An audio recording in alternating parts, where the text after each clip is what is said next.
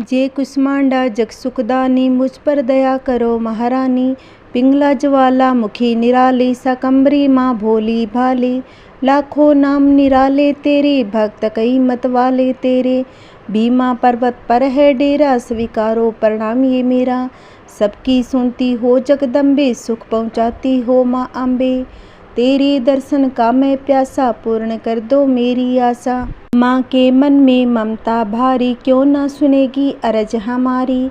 तेरे दर पर किया है डेरा, दूर करो माँ संकट मेरा। मेरे कारज पूरे कर दो, मेरे तुम भंडार भर दो। तेरा दास तुझे ही ध्यावे, भक्त तेरे दर शीस झुकावे। जय देवी कुष्मांडा की जय हो। देवी कुष्मांडाय नमः। आप सभी भक्तों पर माता दुर्गा की कृपा सदैव बनी रहे और आप और आपके परिवार सकुशल रहे। जय माता दी। माता रानी आपकी सभी मनोकामनाएं पूर्ण करे। आइए भक्तों, आज की कुष्मांडा माता की कथा सुनते हैं। एक बार प्रेम से बोलिए जय माता दी। नवरात्रि के चौथे दिन देवी माँ कुष्मांडा के रूप में पूजा होती है। अपनी मंद हल्की हंसी के द्वारा अंड यानी ब्रह्मांड को उत्पन्न करने के कारण इस देवी को कुष्मांडा नाम से अभिहित किया गया है। जब सृष्टि नहीं थी, चारों तरफ अंधकार ही अंधकार था, तब इसी देवी ने अपने इस हास्य से ब्रह्मांड की रचना की थी। इसीलिए इसे सृष्टि की आदि स्वरूपा या आदि शक्ति कहा जाता है। इस देवी की 8 भुजाएं हैं। इनके 7 हाथों में कमंडल, धनुष, बाण, कमल पुष्प, अमृत पूर्ण कलश और चक्र और गदा है। 8वें हाथ में सभी सिद्धियों और निधियों को देने वाली जपमाला है। इस देवी का वाहन सिंह है। इनका वास सूर्य मंडल के भीतर लोक में है। सूर्य लोक में रहने की शक्ति क्षमता केवल इन्हीं माता में है। ब्रह्मांड की सभी वस्तुओं और प्राणियों में इन्हीं का तेज व्याप्त है। तो भी भक्त सच्चे हृदय से पवित्र मन से नवरात्रि के चौथे दिन इस देवी की पूजा आराधना करता है, इससे भक्तों के रोगों शोकों का नाश होता है। उसे आयु, यश, बल और आरोग्य प्राप्त होता है। आइए भक्तों, माँ कुष्मांडा की कथा सुनते हैं।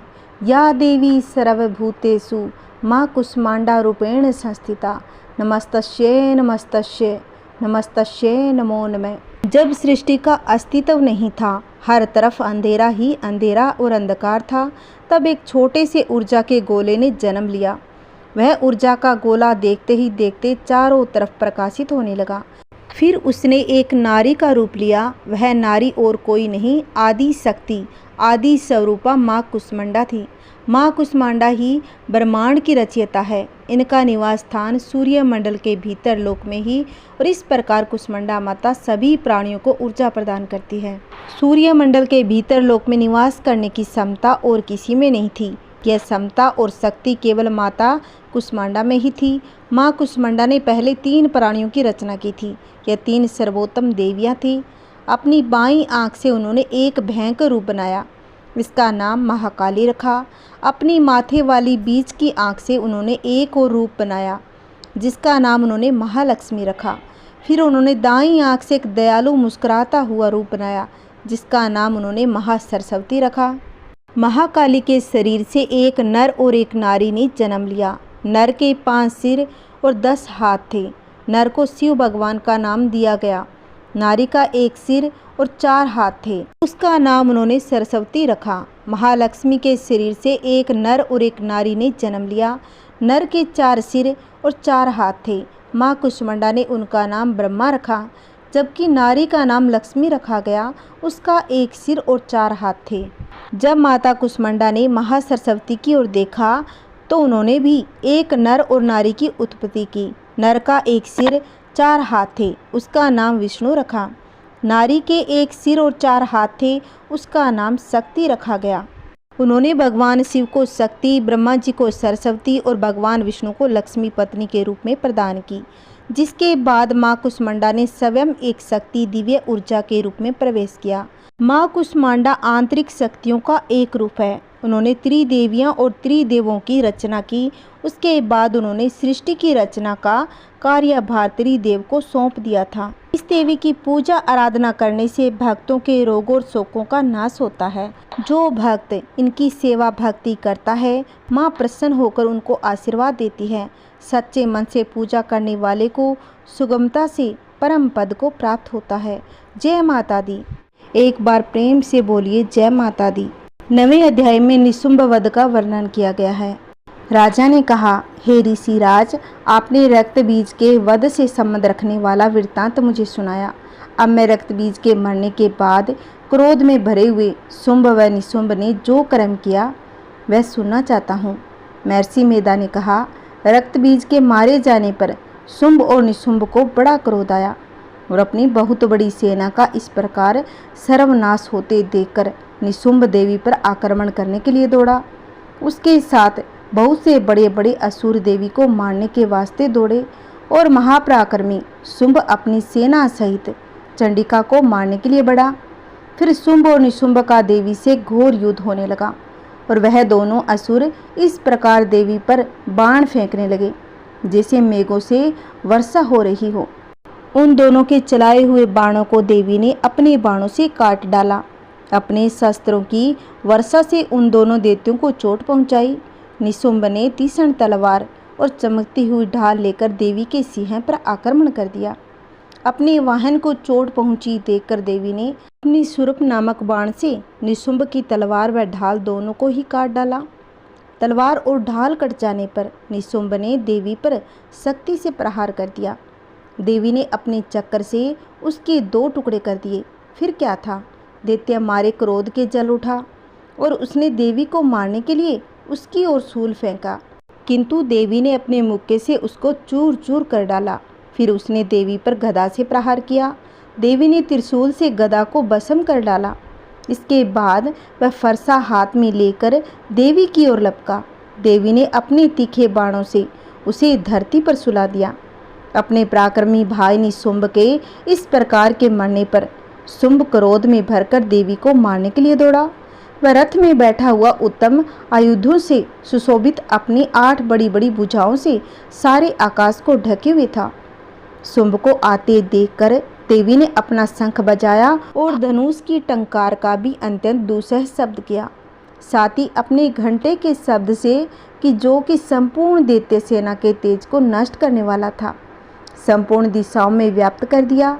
इसके बाद देवी के सिंह ने भी अपनी दहाड़ से, जिसे सुन बड़े बड़े बलवानों का मद चूर चूर हो जाता है, आकाश, पृथ्वी और 10 दिशाओं को पूरित कर दिया। फिर आकाश में उछलकर काली ने अपने दांतों तथा हाथों को पृथ्वी पर पटका।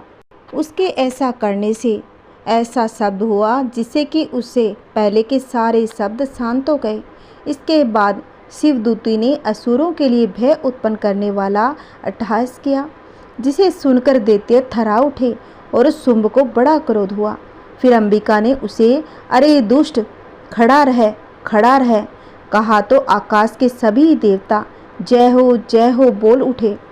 शुंभ ने वहां आकर ज्वालाओं से युक्त एक अत्यंत भयंकर शक्ति छोड़ी, जिसे आता देखकर देवी ने अपनी होलिका नामक शक्ति से काट डाला। हे राजन, फिर शुंभ से सिंह नाद से तीनों लोक व्याप्त हो गए।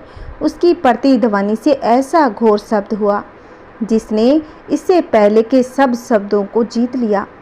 शुंभ के छोड़े बाणों को देवी ने और देवी के छोड़े बाणों को शुंभ ने अपने बाणों से काट सैकड़ों और हजारों टुकड़ों में परिवर्तित कर दिया। इसके बाद जब चंडिका ने क्रोध में भर शुंभ को त्रिशूल से मारा तो वह मूर्छित होकर पृथ्वी पर गिर पड़ा। तो जब उसकी मूर्छा दूर हुई तो वह धनुष लेकर आया और अपने बाणों से उसने देवी काली तथा सिंह को घायल कर दिया। फिर उस राक्षस ने 10,000 भुजाएं धारण करके चक्कर आदि आयुधों से देवी को आच्छादित कर दिया। तब भगवती दुर्गा ने कुपित होकर अपने बाणों से उन चक्रों तथा बाणों को काट डाला। यह देखकर निशुंभ हाथ में गदा लेकर चंडिका को मारने के लिए दौड़ा। उसके आते ही देवी ने तीक्ष्ण धार वाले खड्ग से उसकी गदा को काट डाला। उसने फिर त्रिशूल हाथ में लिया और देवताओं को दुखी करने वाले निशुंभ त्रिशूल हाथ में लिए हुए आता देखकर चंडिका ने अपने शूल से उसकी छाती पर प्रहार कर दिया। उसकी छाती को चीर डाला। शूल विदीर्ण हो जाने पर उसकी छाती में से एक उस जैसा ही महापराक्रमी दैत्य उत्पन्न हो गया और वह ऐसा बोलता हुआ निकला, ठहर जा। और उसको देखकर देवी ने बड़े जोर से ठाका लगाया। अभी वह निकलने भी न पाया था कि उसका सिर माता ने अपनी तलवार से काट डाला। सिर के कटने के साथ ही वह पृथ्वी पर गिर पड़ा। तदंतर सिंह दहाड़ दहाड़ कर असुरों का भक्षण करने लगा और काली शिवदूती भी राक्षसों का रक्त पीने लगी। कुमारी की शक्ति से कितने ही महादैत्य नष्ट हो गए। ब्रह्मा जी के कमंडल के जल से कितने ही असुर समाप्त हो गए। कई दैत्य महेश्वरी के त्रिशूल से विदीर्ण होकर पृथ्वी पर गिर पड़े और वाराही के प्रहार से छिन्न भिन्न होकर धाराशायी हो गए। वैष्णवी ने अपने चक्कर से बड़े बड़े महापराक्रमियों का कचुम्बर निकालकर उन्हें यमलोक भेज दिया और ऐन्द्री से कितने ही महाबली राक्षस के टुकड़े हो गए। कई दैत्य मारे गए, कई दैत्य भाग गए, कितने ही काली शिवदूती और सिंह ने भक्षण कर लिए। जय माता दी। हमारा 9वां अध्याय समाप्त। अब हम सुनेंगे 10वां अध्याय, जिसमें शुंभ वध का वर्णन किया गया है।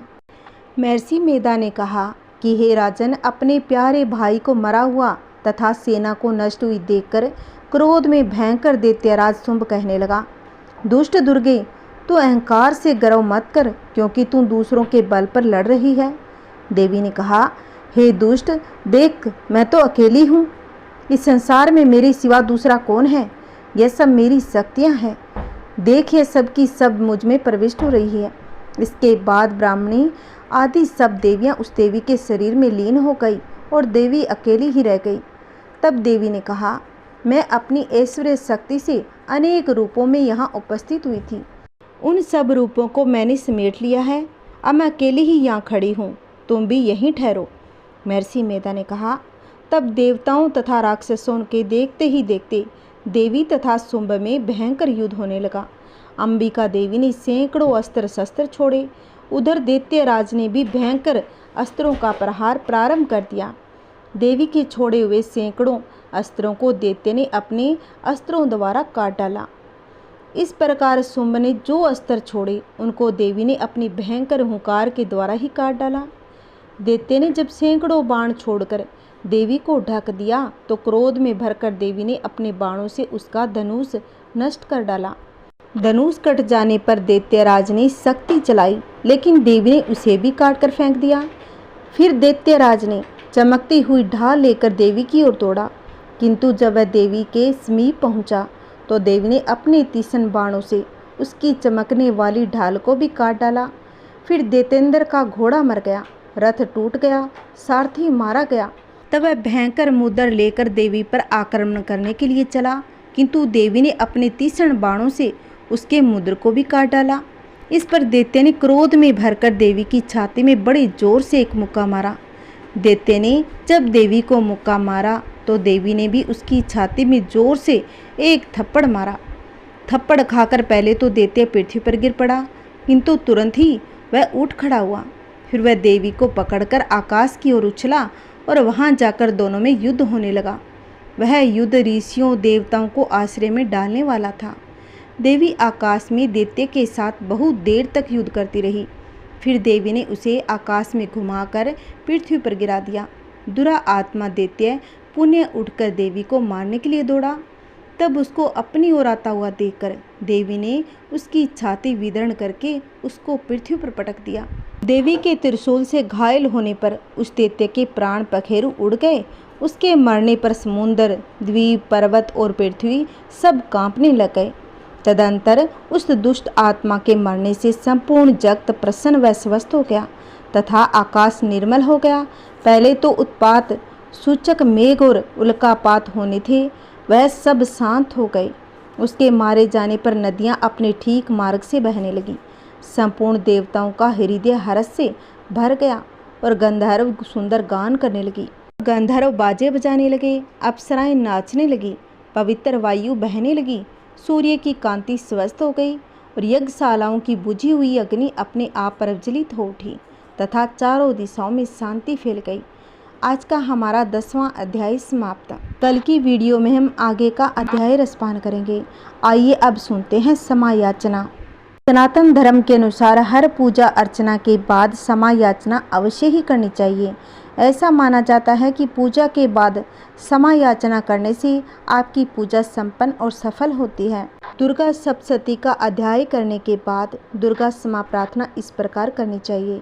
हे परमेश्वरी, मेरे द्वारा रात दिन हजारों अपराध होते रहते हैं। यह मेरा दास है, यो समझकर मेरे उन अपराधों को तुम कृपा पूर्वक क्षमा करो। हे परमेश्वरी, मैं आह्वान नहीं जानती, विसर्जन नहीं जानती तथा पूजा करने का सही से ढंग नहीं जानती, मुझे क्षमा करो। हे देवी, हे सुरेश्वरी, मैंने जो मंत्रहीन, क्रियाहीन और भक्तिहीन पूजन किया है वह सब आपकी कृपा से पूर्ण हो। सैकड़ों अपराध करके भी जो तुम्हारी शरण में जाकर जगदम्बा पुकारता है उसे वह गति प्राप्त होती है जो ब्रह्मा आदि देवताओं के लिए भी सुलभ नहीं। हे जगदम्बिके, मैं अपराधी हूँ किंतु तुम्हारी शरण में आई हूँ। इस समय दया का पात्र हूँ, तुम जैसा चाहो वैसा करो। देवी परमेश्वरी, अज्ञान से, भूल से अथवा बुद्धि भ्रांत होने के कारण मैंने जो न्यूनता का अधिकता कर दी हो वह सब क्षमा करो और प्रसन्न हो जाओ। सच्चिदानंद रूपा परमेश्वरी, जगत माता कामेश्वरी, तुम प्रेम पूर्वक मेरी यह पूजा स्वीकार करो और मुझ पर प्रसन्न हो। हे देवी सुरेश्वरी, तुम गोपनीय से भी गोपनीय वस्तु की रक्षा करने वाली हो। मेरे निवेदन किए हुए इस जप को ग्रहण करो, तुम्हारी कृपा से मुझे सिद्धि प्राप्त हो। जय माता दी। ओम नमः शिवाय। अगर मेरी कथा आपको अच्छी लगी होगी तो प्लीज़ इसको शेयर करें, लाइक करें और कमेंट में जय माता दी अवश्य लिखें। अगर अभी तक आपने चैनल को सब्सक्राइब नहीं किया है तो प्लीज़ इसको सब्सक्राइब कर लें, जिससे आपको आने वाली वीडियो की नोटिफिकेशन मिलती रहेगी। जय माता दी।